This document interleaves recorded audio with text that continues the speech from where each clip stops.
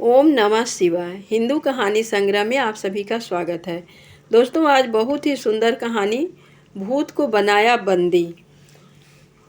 पितृपक्ष का समय था। एक ब्राह्मण अपने पत्नी को विदा कराने अपने ससुराल जा रहे थे। रास्ते में उन्हें एक व्यक्ति मिलता है और वह पंडित जी से पूछता है, पंडित जी कहाँ जा रहे हैं।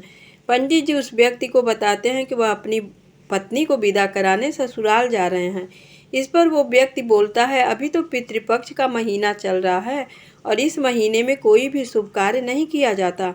वह ब्राह्मण बेबाक होकर बोला, ये सब नियम ब्राह्मणों पर लागू नहीं होता है। वह आदमी चुप रहा। पंडित जी अपने ससुराल पहुंचते हैं। पंडित जी की खातिरदारी उनके ससुराल में खूब होती है।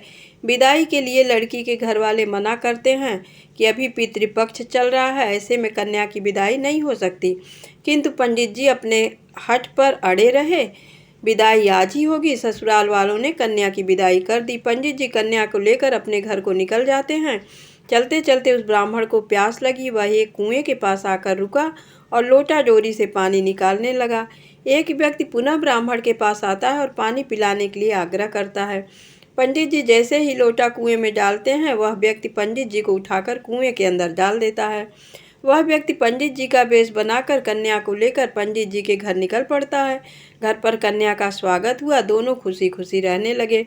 लगभग 2 महीने बीत गए होंगे। पंडित जी कुएं में ही फंसे हुए थे। एक दिन कुएं के रास्ते एक व्यापारी गुजर रहा था। उसके बैलों के गले में टंगी हुई घंटी बज रही थी। घंटी की आवाज़ सुनकर कुएं से पंडित जी ने आवाज़ लगाई कि मेरी सहायता की जाए। अब वो व्यापारी घबरा गया। ये आवाज़ कुएं में से आ रही है, कोई भूत तो नहीं आवाज़ दे रहा है। इसके बाद डरते डरते व्यापारी कुएं के पास गया। उसने बताया कि वह पंडित जी हैं। फिर व्यापारी ने किसी तरह पंडित जी को कुएं से बाहर निकाला। पंडित जी अपने घर पहुंचते हैं तो वहां अपने ही वेश में उस व्यक्ति को देखते हैं जो उनके पिताजी के साथ कार्य कर रहा था। सभी गांव के लोग उस बहरूपिये को ही पंडित जी समझने लगे थे। इस पर पंडित जी ने अपना परिचय बताया कि मैं आपका बेटा हूं। मगर पंडित जी के पिताजी कैसे मानते। 2 महीने से वह बहरूपिया उनके बेटे के रूप में उनके साथ रह रहा था और सभी लोग पंडित जी ही समझ रहे थे। इसका झगड़ा बढ़ता गया। राजा के समक्ष न्याय के लिए पहुंच गए दोनों। राजा ने कहा, ठीक है, मैं न्याय करूंगा। इसके लिए एक ऊंचा चबूतरा बनाया जाए और राज्य के सभी लोगों को आमंत्रण किया जाए। ऐसा ही हुआ। चबूतरा ऊंचा तैयार किया गया और सभी राज्य निवासियों को इस न्याय को देखने के लिए बुलाया गया। राजा अपने तय समय के अनुसार वहां पहुंच गए। उन्होंने एक लोटा भी मंगाया था।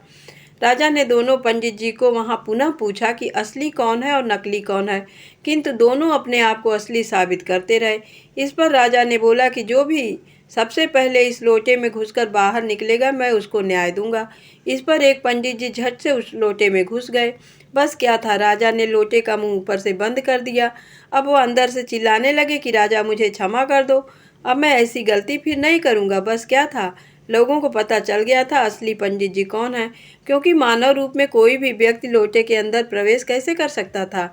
यह भूत था जो पंडित जी के पितृपक्ष में किए गए कार्य का दंड देने के लिए उनके जीवन में शामिल हुआ था। इसलिए कोई भी शुभ कार्य पितृपक्ष में नहीं करना चाहिए, ऐसा बुजुर्गों का मानना है। कुछ समय की बात होती है। इसमें नियम का पालन करने से कोई नुकसान नहीं होता है। विधि विधान आदि का ध्यान रखकर ही किसी भी कार्य को करना शुभ माना जाता है। ओम नमः शिवाय।